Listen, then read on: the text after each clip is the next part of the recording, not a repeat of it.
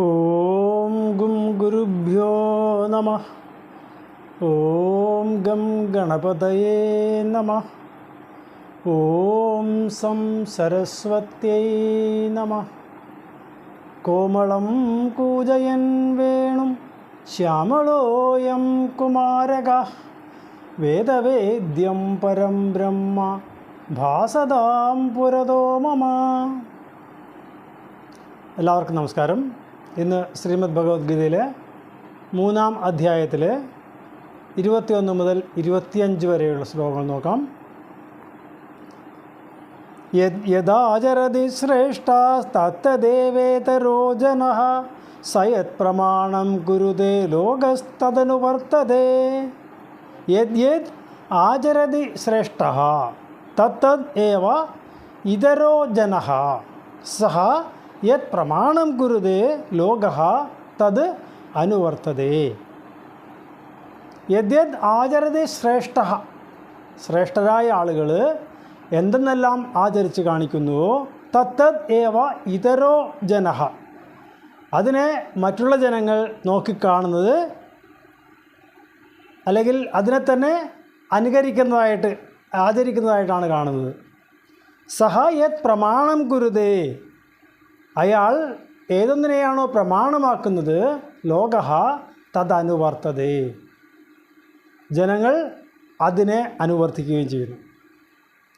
ശ്രേഷ്ഠരായ ആളുകൾ ഏതേതിനെ ആചരിച്ച് നമുക്ക് കാണിച്ചു തരുന്നുവോ മറ്റുള്ളവർ അതിനെ തന്നെ ആചരിക്കുന്നു.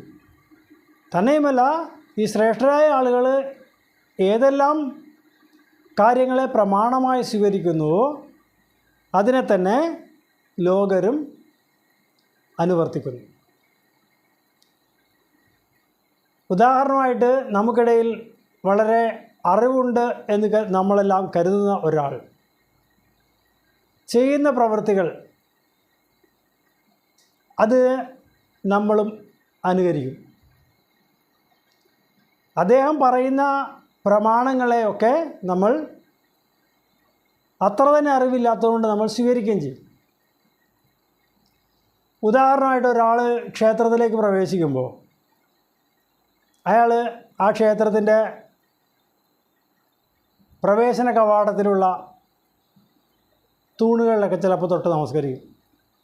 അപ്പോൾ പിന്നാലെ വരുന്ന എല്ലാവരും അതിനെ അനുവർത്തിക്കും. എന്താണ് അയാൾ ചെയ്തതിൻ്റെ പൊരുളെന്നൊന്നും അന്വേഷിക്കാൻ നിൽക്കില്ല. മുമ്പേ പോയ ആൾ ചെയ്തത് അതൊരു ശ്രേഷ്ഠനായ ആളായിരുന്നതുകൊണ്ട് അതിലെന്തെങ്കിലും കാര്യം കാണും എന്ന് കരുതി പിന്നാലെ വരുന്നവർ അനുവർത്തിക്കുന്നു. എന്ന് പറഞ്ഞതുപോലെ സമൂഹത്തിൽ ശ്രേഷ്ഠരായിരിക്കുന്ന ആളുകൾ ചെയ്ത് കാണിക്കുന്ന കാര്യങ്ങൾ സാധാരണ ജനങ്ങൾ അനുവർത്തിക്കുക ലോകനീതിയാണ്, അല്ലെങ്കിൽ ലോകത്തിൽ അനുവർത്തിച്ച് വരുന്ന ഒരു സംഗതിയാണ്. അപ്പോൾ പ്രത്യേകം അറിവുള്ളവർ ശ്രദ്ധിക്കേണ്ടത്, അവർ ഏതൊന്നിനെ ചെയ്യുന്നുവോ അത് മറ്റുള്ളവർ തന്നെ നോക്കി അനുവർത്തിക്കും എന്ന് ഉറപ്പുള്ളതുകൊണ്ട് ചെയ്യുന്ന കർമ്മങ്ങൾ കൃത്യതയോടുകൂടി ചെയ്യണം. അല്ലെങ്കിൽ ആചരണീയമല്ലാത്ത കാര്യങ്ങൾ അവർ ചെയ്ത് മറ്റുള്ളവരെ കാണിക്കരുത്. എന്തുകൊണ്ടെന്നാൽ അവർ ചെയ്യുന്ന ആചരണങ്ങൾ ഒക്കെ മറ്റുള്ളവരാൽ അനുകരിക്കപ്പെടുമ്പോൾ അത് മോശമായ കാര്യങ്ങളാണെങ്കിൽ അതിൻ്റെ ഒരു ഫലം ഈ കാണിച്ചു കൊടുക്കുന്ന ആൾക്കും കൂടി വന്നേക്കാം. നമുക്ക് മലയാളത്തിലൊരു ചൊല്ലുണ്ട്, ആശാൻ അക്ഷരം 1 പിഴച്ചാൽ 51 പിഴയ്ക്കും ശിഷ്യനെന്ന്.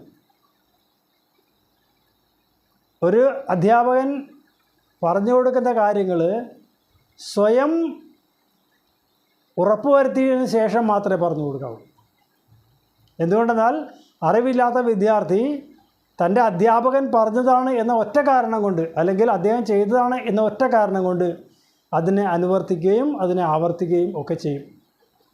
അപ്പോൾ തെറ്റായ ഒരു കാര്യത്തിലേക്കാണ് അധ്യാപകൻ്റെ കർമ്മങ്ങൾ പോകുന്നത്, അദ്ദേഹത്തിൻ്റെ വാക്കുകൾ പോകുന്നത് എങ്കിൽ ആ തെറ്റ് 10 മടങ്ങായിട്ട് ശിഷ്യൻ ആചരിക്കും എന്നുള്ളൊരു പേടി അധ്യാപകനുണ്ടാവണം. ഓരോ ഉപദേശങ്ങൾ നൽകുമ്പോഴും അതിൽ ധർമ്മബോധമുള്ള സാരാംശങ്ങൾ ഇല്ലെങ്കിൽ അതിനെ അനുവർത്തിക്കുന്നവരിൽ ഉണ്ടാകുന്ന പാപഫലത്തിൻ്റെ ഒരംശം ഉപദേശിക്കുന്നയാൾക്കും ഉള്ളതാണ്. ഒരു നാട്ടിൽ ഒരു പ്രശസ്തനായ വൈദ്യനുണ്ടായിരുന്നു. അദ്ദേഹത്തിൻ്റെ അടുത്ത് വരുന്ന ആർക്ക് എന്ത് മരുന്ന് കൊടുത്താലും ആ വരുന്നവരുടെ അസുഖം ഭേദപ്പെടുമായിരുന്നു. ഇത് കണ്ട് ഒരാൾ ഇദ്ദേഹത്തിൻ്റെ ഈ പെരുമയിൽ അല്ലെങ്കിൽ പ്രശസ്തിയിൽ വളരെ ആകൃഷ്ടനായിട്ട് അദ്ദേഹം വന്ന് ചോദിച്ചു, അങ്ങക്ക് എങ്ങനെയാണ് ഇങ്ങനെ ആളുകളുടെ പ്രീതിയെ പറ്റാൻ സാധിക്കുന്നത്? എനിക്കും അങ്ങനെ ആകണമെന്ന് ആഗ്രഹമുണ്ടെന്ന് പറഞ്ഞു. അപ്പോൾ ഈ ചോദ്യം കേട്ട ഈ വൈദ്യന് ഒരു പരിഹാസമാണ് തോന്നിയത് അയാളോട്. കാരണം ഞാനിവിടെ ഇതെല്ലാം പഠിച്ചിട്ട് വന്നിരിക്കുന്ന ഒരാൾ, എൻ്റെ അറിവ് വെച്ച് ഞാൻ ഓരോരുത്തരെ ചികിത്സിക്കുമ്പോൾ അവരുടെ അസുഖം ഭേദമാകുന്നു. ഇവൻ ഇതൊന്നും പഠിക്കാതെ വന്നിട്ട് ഇവനെ എന്നെപ്പോലെ ആകണമെന്ന് പറഞ്ഞാൽ എങ്ങനെയാണ് സാധ്യമാവുക എന്ന് ഇദ്ദേഹം ചിന്തിച്ചുകൊണ്ട് അയാളെ അപഹസിച്ചു. പക്ഷേ ആ ചോദ്യകർത്താവ് അദ്ദേഹം തീർത്തും നിഷ്കളങ്കമായിട്ടുള്ള ചോദ്യമായിരുന്നു. അദ്ദേഹം പറഞ്ഞു, എന്ത് മന്ത്രം കൊണ്ടാണ് അങ്ങിങ്ങനെ എല്ലാവർക്കും അസുഖം ഭേദമാക്കാൻ പ്രാപ്തനായത്? അതൊന്നും എനിക്ക് ഉപദേശിക്കണം എന്ന് പറഞ്ഞു. അപ്പോൾ ഇദ്ദേഹം ഞാൻ രഹസ്യമായിട്ട് ഉപദേശിക്കാമെന്ന് പറഞ്ഞിട്ട് ഓം കൂഷ്മാണ്ഡായ നമ എന്നാണ് ഞാൻ ജപിക്കാറുള്ളത്. അത് ജപിച്ചു കൊടുത്തു കഴിയുമ്പോൾ എല്ലാവരുടെയും രോഗം മാറാറുണ്ട് എന്ന് പറഞ്ഞ് അയാളെ കളിയാക്കി വിട്ടു. ഈ കേട്ടയാൾക്ക് ഇത്രയും അറിവുള്ള ഒരാളിൽ നിന്ന് കിട്ടിയ മഹത്തായ ഉപദേശമാണ് എന്ന് ധരിച്ചുകൊണ്ട് അദ്ദേഹം പോയിട്ട് ഇങ്ങനെ പലവൂരു ഈ മന്ത്രം ജപിച്ചു. എന്നിട്ട് അദ്ദേഹവും തുടങ്ങി ഓരോ രോഗികളെ നോക്കാനും അവരെല്ലാം വരുമ്പോൾ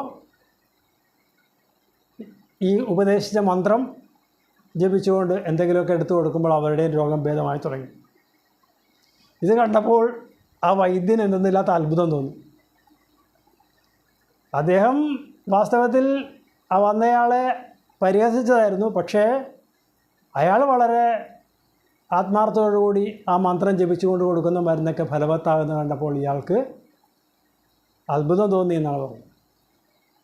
അപ്പോൾ ഏതൊരു ഭക്തനാണോ വളരെ ശ്രദ്ധയോടെയും ഭക്തിയോടെയും ഇപ്രകാരം ഒരു കർമ്മം അനുഷ്ഠിക്കുന്നത്, തൻ്റെ ഗുരുപദേശം അനുഷ്ഠിക്കുന്നത് അല്ലെങ്കിൽ അനുസരിക്കുന്നത്, അയാൾക്ക് ഫലപ്രാപ്തി ഉണ്ടാകുന്നു എന്നൊരു പാഠമാണ് നമ്മളിവിടെ മനസ്സിലാക്കേണ്ടത്. അതാണ് യദ്യദാചരതി ശ്രേഷ്ഠ തത്തദേവേതരോ ജനഃ സയത് പ്രമാണം ഗുരുതേ ലോക തദനുവർത്തത എന്നെല്ലാം പറയുന്നത്. അതിലൂടെ നമുക്ക് മനസ്സിലാക്കിയെടുക്കാൻ കഴിയുന്നത്. ഒരിക്കലും ആരെയും അപഹസിക്കുകയോ നിന്ദിക്കുകയോ ഒന്നും ചെയ്യാവുന്നതല്ല എന്നുകൂടി ഈ കഥയിലൂടെ നമ്മൾ പഠിച്ചെടുക്കണം.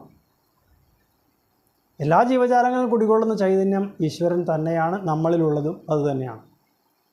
നമ്മളിൽ എന്തെങ്കിലും ശ്രേഷ്ഠത ഉണ്ടെന്ന് നമുക്ക് സ്വയം തോന്നുന്നതല്ലാതെ മറ്റുള്ളവർക്ക് അങ്ങനെ തോന്നണമെന്നില്ല.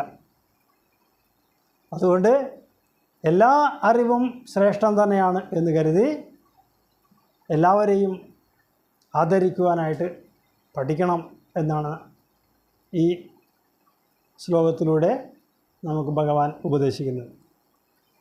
യദ്യദാചരതി ശ്രേഷ്ഠസ്തത്തദേവേതരോ ജനഃ സയത് പ്രമാണം ഗുരുതേ ലോകസ്തദനുവർത്തതേ നമേ പാർത്ഥാസ്തി കർത്തവ്യം ത്രിഷു ലോകേഷു കിഞ്ചന നാനവാപ്തമവാപ്തവ്യം വർത്ത ഏവ ച കർമ്മണി. നമേ പാർത്ഥ അസ്തി കർത്തവ്യം ത്രിഷു ലോകേഷു കിഞ്ചന ന അനവാപ്തം അവാപ്തവ്യം വർത്ത ഏവ ച കർമ്മണി. ഹേ പാർത്ഥ, എനിക്ക് ന കർത്തവ്യം അസ്തി ത്രിഷു ലോകേഷു കിഞ്ചന. ഈ 3 ലോകങ്ങളിലും എനിക്ക് ഒരു കർത്തവ്യം ചെയ്യേണ്ടതായിട്ട് ഇല്ല. ന അനവാപ്തം, എനിക്ക് കിട്ടാത്തതായിട്ടോ അല്ലെങ്കിൽ അവാപ്തവ്യം നേടേണ്ടതായിട്ടോ ഒന്നുമില്ല. എന്നാലോ എന്നിട്ടും വർത്ത ഏവച കർമ്മണി, എന്നിട്ടും ഞാൻ കർമ്മത്തിൽ വ്യാപൃതനായിരിക്കുന്നു. ഈ 3 ലോകങ്ങളിലും എനിക്ക് ചെയ്യേണ്ടതായിട്ട് യാതൊരു കർമ്മവും അവശേഷിക്കുന്നില്ല എന്നിരിക്കലും ഞാൻ എല്ലാ സമയവും കർമ്മത്തിൽ വ്യാപൃതനായിരിക്കുന്നു. എനിക്ക് ഈ പ്രപഞ്ചത്തിൽ നേടേണ്ടതായിട്ടോ അല്ലെങ്കിൽ നേടാത്തതായിട്ടോ ഒന്നും അവശേഷിക്കുന്നില്ല. എന്തുകൊണ്ടെന്നാൽ ഈ പ്രപഞ്ചം മുഴുവൻ നിറഞ്ഞു നിൽക്കുന്ന ചൈതന്യമാണ് ഈശ്വരൻ. കുറച്ചങ്ങോട്ട് നീങ്ങിയിരിക്കുമെന്ന് പറയാനായിട്ട് ഇടമില്ല. കാരണം പ്രപഞ്ചം മുഴുവൻ ആ പരമാത്മാവിനാൽ ആവൃതമാണ്.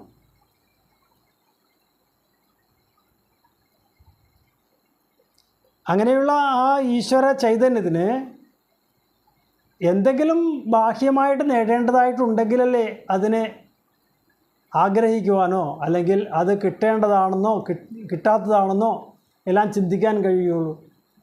ഈ പ്രപഞ്ചത്തിലുള്ള എല്ലാ വസ്തുക്കളും അതിൻ്റെ ഉടമസ്ഥൻ ആ ഈശ്വരൻ തന്നെയാണ്. അങ്ങനെയുള്ള ഈശ്വരനെ എന്താണിനി നേടാനുള്ളത്?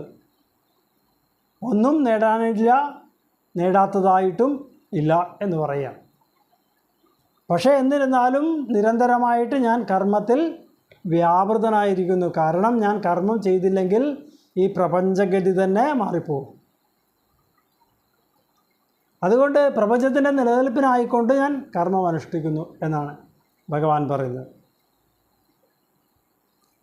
നമേ പാർത്ഥാസ്തി കർത്തവ്യം ത്രിഷു ലോകേഷു കിഞ്ചന നാനവാപ്തമവാപ്തവ്യം വർത്ത ഏവ ച കർമ്മണി യദി ഹ്യഹം ന വർത്തേയം ജാതു കർമ്മണ്യതന്ത്രതഃ മമ വർത്മാനുവർത്തന്തെ മനുഷ്യാ പാർത്ഥ സർവശഃ യദി ഹി അഹം ന വർത്തേയം ജാതു കർമ്മണി അതന്ത്രതഃ മമ വർത്മാ അനുവർത്തന്തെ മനുഷ്യാः പാർത്ഥ സർവശഃ. യദി ഒരുപക്ഷേ ഹി അഹം ഞാൻ ന വർത്തേയം കർമ്മണി ഞാൻ കർമ്മം ചെയ്യാതെ അതന്ത്രിത ജാതു ഞാൻ മടി കൂടാതെ ഒരിക്കലെങ്കിലും കർമ്മം ചെയ്യാതിരിക്കുകയാണെങ്കിൽ മനുഷ്യ സർവശഃ ഈ മനുഷ്യർ മുഴുവൻ മമ വർത്മ അനുവർത്തന്തെ എൻ്റെ പാത തന്നെ പിന്തുടരും. അപ്പോൾ ഞാൻ ഒരിക്കലെങ്കിലും കർമ്മങ്ങളിൽ വ്യാപൃതനാവാതെ അലസനായിട്ട് മടിയോടുകൂടി ഇരുന്നാൽ എൻ്റെ മാർഗത്തിൽ തന്നെ ഈ കാണുന്ന മനുഷ്യരെല്ലാം അനുവർത്തിക്കും. അങ്ങനെ വന്നു കഴിഞ്ഞാൽ ഈ ലോകത്തിൻ്റെ ക്രമം തന്നെ മാറിപ്പോകും. ലോകത്തിൻ്റെ നിലനിൽപ്പ് അവതാളത്തിലാവും. അപ്പോൾ അവർക്ക് മാർഗദർശിയായി നിന്നുകൊണ്ട് ഞാൻ സദാസമയവും കർമ്മങ്ങൾ ചെയ്തുകൊണ്ടിരിക്കുന്നു. പരമാത്മസ്വരൂപനായിരിക്കുന്ന ഈശ്വരൻ തന്നെയാണ് എല്ലാ ജീവജാലങ്ങളിലും ചൈതന്യമായി പ്രവർത്തിക്കുന്നത്.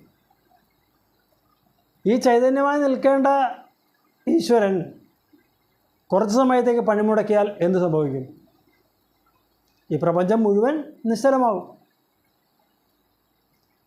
അങ്ങനെ വന്നു കഴിഞ്ഞാൽ ഈ ലോകക്രമത്തിന് തന്നെ എന്തെല്ലാമോ വ്യതിയാനങ്ങൾ ഉണ്ടാകും. അതിൻ്റെ മുന്നോട്ടുള്ള ഗതി തടസ്സപ്പെടും. അതുകൊണ്ട് നിരന്തരമായിട്ട് ഞാൻ കർമ്മങ്ങളിൽ വ്യാപൃതനായിരിക്കുന്നു എന്നാണ് ഭഗവാൻ പറയുന്നത്. യദി ഹ്യഹം ന വർത്തേയം ജാതു കർമ്മണ്യതന്ത്രതഃ മമ വർത്മാനുവർത്തന്തെ മനുഷ്യാ പാർത്ഥ സർവശഃ ഉത്സീദേയുരിമേ ലോകാഃ ന കുര്യാം കർമ്മ ചേദഹം ശങ്കരസ്യ ച കർത്താസ്യാമുപഹന്യാമിമാ പ്രജാഃ ഉത്സീദേയുഃ ഇമേ ലോകാഃ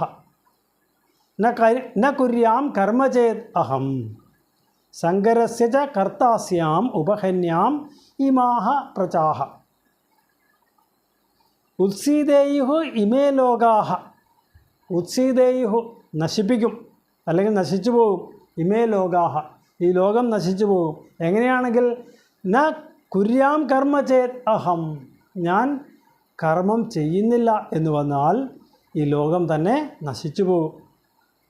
സങ്കരസ്യ കർത്താസ്യാം ഉപഹന്യാം ഇമാ പ്രജാഹ സങ്കരസ്യ കർത്താസ്യാം ഞാൻ സങ്കരത്തിന് അർജുനൻ മുമ്പ് സൂചിപ്പിച്ച വർണ്ണസങ്കരം എന്നുള്ളതാണ് നമ്മൾ മനസ്സിലാക്കുക. പക്ഷേ ഇവിടെ പറയുന്ന അതല്ല.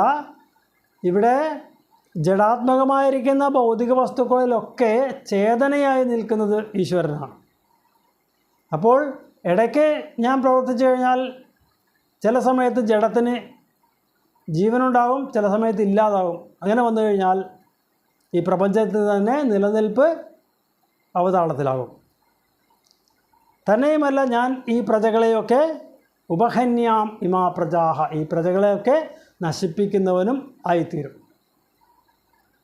ജഡാത്മകമായ ശരീരത്തിൽ ഇരുന്നു കൊണ്ട് ചൈതന്യവാനായിരിക്കുന്ന ഈശ്വരൻ ഇടയ്ക്കൊന്ന് പണിമുടക്കിയാൽ എന്താ സംഭവിക്കുക? ആ ശരീരത്തിൽ ജീവൻ്റെ സാന്നിധ്യം ഇല്ല എന്ന് വന്നാൽ അത് മരണപ്പെട്ടു എന്ന് സ്വാഭാവികമായിട്ട് എല്ലാവരും ചിന്തിക്കും. കുറച്ച് കഴിഞ്ഞ് ഞാൻ തിരിച്ചു വരാമെന്ന് പറഞ്ഞാലോ? അപ്പോൾ ഈ ലോകക്രമം മുഴുവൻ തെറ്റിപ്പോകുന്നു. അപ്പോൾ ഈശ്വരന് അങ്ങനെ ഒരു ഇടയ്ക്ക് ജോലി ചെയ്യുക, ഇടയ്ക്ക് വിശ്രമിക്കുക എന്നത് ഇല്ല. നിരന്തരമായി ആ ചൈതന്യം നമ്മളിൽ പ്രവർത്തിച്ചു കൊണ്ടിരിക്കുകയാണ്. എപ്പോൾ വരേക്കും അത് പ്രവർത്തിക്കുന്നുവോ അപ്പോൾ വരേക്കുമാണ് ആ ജീവൻ്റേതായ ഓജസ്സും തേജസ്സും ശക്തിയും ഒക്കെ നമ്മളിൽ ഉണ്ടാകുന്നത്. എപ്പോൾ അത് വിശ്രമാവസ്ഥയിലേക്ക് പോകുന്നുവോ അല്ലെങ്കിൽ ജോലി നിർത്തുന്നുവോ അപ്പോൾ ഈ ചൈതന്യാത്മകമായ ശരീരം കേവലം ജഡാത്മകമായി മാറുന്നു. പിന്നീട് ഒരു ഇല പോലും എടുത്ത് മലർത്തിയിടാൻ സാധിക്കാത്ത ഒരവസ്ഥയിലേക്ക് എത്തിച്ചേരുന്നു. അതുകൊണ്ട് ഞാൻ സദാസമയവും കർമ്മത്തിൽ അല്ലെങ്കിൽ എൻ്റെ ജോലികളിൽ വ്യാപൃതനായി ഇരിക്കുന്നു. ഒരിക്കലും ഞാൻ എൻ്റെ ജോലിയിൽ നിന്ന് അവധിയെടുക്കാറില്ല. ഒരു ഉദാഹരണം പറഞ്ഞാൽ ഈ സൂര്യപ്രകാശം നമുക്ക് നിരന്തരം ലഭിക്കുന്നുണ്ട്. ദിവസത്തിൻ്റെ പകൽ സമയം മിക്കവാറും നമുക്ക് നന്നായി തന്നെ സൂര്യപ്രകാശം ലഭിക്കുന്നു. ഇടയ്ക്ക് സൂര്യന് തോന്നുകയാണ് ഇന്ന് ഞാൻ പ്രകാശിക്കുന്നില്ല, ഇന്ന് അവധിയാണ് എന്ന് തോന്നിക്കഴിഞ്ഞാൽ ഈ പ്രപഞ്ചത്തിൽ എന്തെല്ലാം വ്യതിയാനങ്ങളുണ്ടാകും, എന്തെല്ലാം വ്യത്യാസങ്ങൾ വരും. അപ്പോൾ സൂര്യന് അവധിയില്ലാത്ത ഡ്യൂട്ടിയാണ്. അങ്ങനെ തോന്നുമ്പോഴൊന്നും അവധിയെടുക്കാൻ പറ്റുന്ന ഒരു കാര്യമല്ല അത്. എന്ന് പറഞ്ഞതുപോലെ തന്നെയാണ് നമ്മളുടെ ഉള്ളിലിരിക്കുന്ന ഈ ജീവസ്വരൂപം അല്ലെങ്കിൽ ഈ ചൈതന്യവാനായിരിക്കുന്ന ആത്മാവ്, അതിൻ്റെ അകത്തുകയായിരിക്കുന്ന പരമാത്മാവിനെ കർമ്മത്തിൽ വ്യാപൃതനായി ഇരിക്കേണ്ടത് ഈ ലോകക്രമം നിലനിൽക്കുന്നതിന് അത്യാവശ്യമാണ്.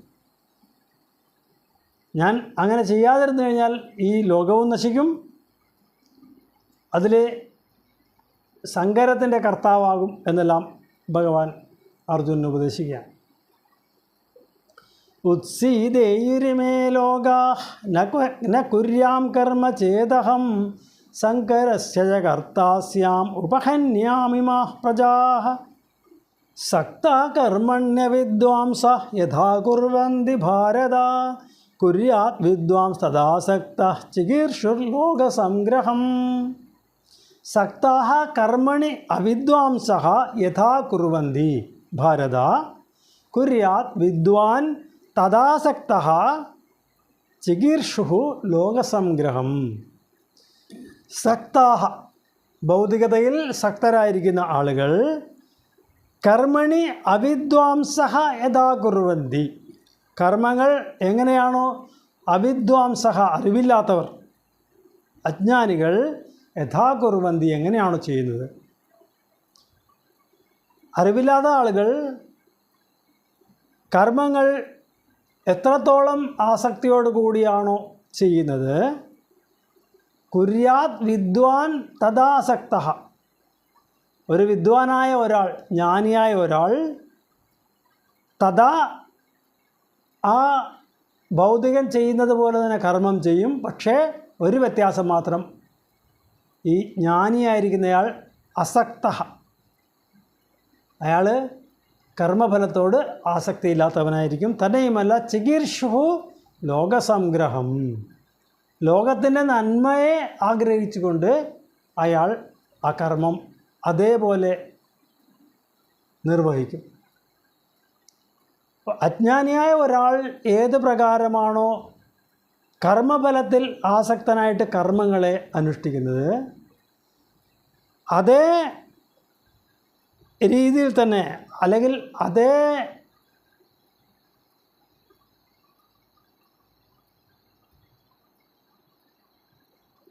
അതേപോലെ തന്നെ ഈ ജ്ഞാനിയായ ഒരാൾ കർമ്മം അനുഷ്ഠിക്കുന്നു. പക്ഷേ ഇയാൾ കർമ്മഫലത്തിലേക്ക് ആസക്തിയില്ലാതെ അത് ലോക നന്മയ്ക്കായിക്കൊണ്ട് ഉതകണം എന്ന് കരുതിക്കൊണ്ട് കർമ്മം ചെയ്യുന്നു. ആദ്യത്തെയാൾ അയാളുടെ സ്വന്തം ആവശ്യത്തിന് വേണ്ടിയായിട്ട് കർമ്മം വളരെ ശ്രദ്ധയോടുകൂടി അനുഷ്ഠിക്കുമ്പോൾ, ജ്ഞാനിയായ ഒരാൾ അതേ കർമ്മം അതേ താല്പര്യത്തോടുകൂടി നിർവഹിച്ചുകൊണ്ട് ആ കർമ്മഫലം ലോക നന്മയ്ക്കായിക്കൊണ്ട് ഭവിക്കണം എന്ന് ആഗ്രഹിച്ചുകൊണ്ട് ചെയ്യുന്നു. നമ്മളെല്ലാം ഭൗതികതയിൽ നിമഗ്നരായിരിക്കുന്ന ആളുകളാണ്. നമ്മൾ നിരന്തരം നമ്മളുടേതായ ശ്രേയസ്സിനായിക്കൊണ്ടും അല്ലെങ്കിൽ ഭൗതികമായ ലാഭത്തിനായിക്കൊണ്ടും ഒക്കെ ധാരാളം കർമ്മങ്ങൾ അനുഷ്ഠിക്കുന്നു. ഏത് കർമ്മം ചെയ്യുമ്പോഴും അതിൽ നിന്നെല്ലാം നമുക്ക് എന്തെങ്കിലും നേടണം എന്നുള്ള ആഗ്രഹം ഉണ്ടാകും. എന്നാൽ ജ്ഞാനിയായിരിക്കുന്ന ഒരാളാവട്ടെ, അയാൾ തൻ്റെ കഴിവിൻ്റെ പരമാവധി ഉപയോഗിച്ചുകൊണ്ട് കർമ്മങ്ങൾ അനുഷ്ഠിച്ച് അതിൻ്റെ ഫലം ലോകനന്മയ്ക്കായിക്കൊണ്ട് ഭവിക്കണം എന്ന് കരുതിക്കൊണ്ട് ആ ഭൗതികൻ ചെയ്യുന്ന അതേ ശ്രദ്ധയോടുകൂടി ജ്ഞാനിയും ചെയ്യുന്നു. അങ്ങനെ ഈ ജ്ഞാനിയുടെ പ്രവൃത്തികൾ കൊണ്ട് ലോകർക്ക്, മറ്റുള്ളവർക്ക് നന്മയുണ്ടാകുന്നു. സാധാരണഗതിയിൽ ഈശ്വര പൂജ എന്ന് നമ്മൾ സങ്കല്പിക്കുമ്പോൾ അത് ഒരു ക്ഷേത്രത്തിലെ വിഗ്രഹത്തിൽ അർച്ചന, പുഷ്പാഞ്ജലി മുതലായ കർമ്മങ്ങൾ ചെയ്തുകൊണ്ടാണ് നമ്മൾ ഭക്തരാണ് എന്ന് സ്വയം ചിന്തിക്കുന്നത്. എന്നാൽ ഈ പ്രപഞ്ചത്തിൽ കാണുന്ന എല്ലാ ജീവജാലങ്ങളും ഈശ്വരൻ്റെ സ്വരൂപങ്ങളാണ് എന്ന് ചിന്തിക്കുന്ന ഒരു ജ്ഞാനി തന്നാലാവും വിധമെല്ലാം മറ്റുള്ളവരുടെ നിലനിൽപ്പിനായിക്കൊണ്ട് സഹായിച്ച് അവർക്ക് സന്തോഷമുണ്ടാകുമ്പോൾ ഞാൻ ഈശ്വരപൂജ ചെയ്തു എന്നുള്ള ബോധത്തിലേക്ക് എത്താനായിട്ട് ജ്ഞാനിക്ക് കഴിയും. അതുപോലെ സഹായം ചെയ്യാൻ കഴിഞ്ഞില്ലെങ്കിൽ പോലും എൻ്റെ ജീവിതം കൊണ്ട് ആർക്കും ഉപദ്രവമുണ്ടാവരുതേ എന്നുള്ള ആഗ്രഹത്തോടു കൂടിയാണ് അയാൾ ജീവിക്കുന്നത്. നമ്മളുടെ നിലനിൽപ്പ് കൊണ്ട് ഈ പ്രപഞ്ചത്തിൽ ഒരു ജീവജാലത്തിനും യാതൊരു ആപത്തും വന്നു ചേരുന്നില്ല എങ്കിൽ തന്നെ നമ്മളുടെ ജീവിതം സാർത്ഥകമാകുന്നു. അതിലുപരി നമുക്ക് ആരെയെങ്കിലും ഏതെങ്കിലും രീതിയിൽ സഹായിക്കാൻ കഴിയുന്നുവെങ്കിൽ, അത് ഒരു ഈശ്വര പൂജയായി സങ്കല്പിച്ചുകൊണ്ട് അനുഷ്ഠിക്കാൻ കഴിയുന്നുവെങ്കിൽ അയാളും ശ്രേഷ്ഠതയെ പ്രാപിക്കുന്നു. അല്ലാതെ സ്വയം അവരവർക്ക് വേണ്ടി മാത്രം ജീവിച്ചുകൊണ്ട് ഭൗതികതയിൽ ആണ്ട് മുങ്ങി ഇതാണ് ശ്രേയസ്കരം എന്ന് തെറ്റിദ്ധരിച്ചുകൊണ്ടാണ് നമ്മൾ എല്ലാവരും തന്നെ ജീവിക്കുന്നത്.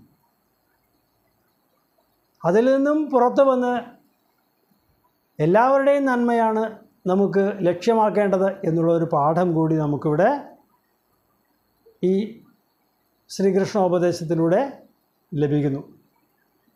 സക്ത കർമ്മണ്യ വിദ്വാംസ യഥാ കുർവന്തി ഭാരത കുര്യാത് വിദ്വാംസ് തഥാസക്ത ചികീർഷുർലോക സംഗ്രഹം.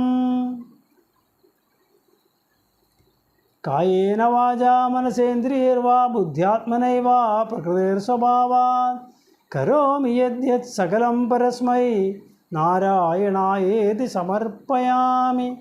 ഓം പൂർണ്ണമദ പൂർണ്ണമിദം പൂർണ്ണാത് പൂർണ്ണമുദച്യത്തെ പൂർണ്ണസ്യ പൂർണ്ണമാദായ പൂർണ്ണമേവാവശിഷ്യത്തെ. ഓം ശാന്തി ശാന്തി ശാന്തി.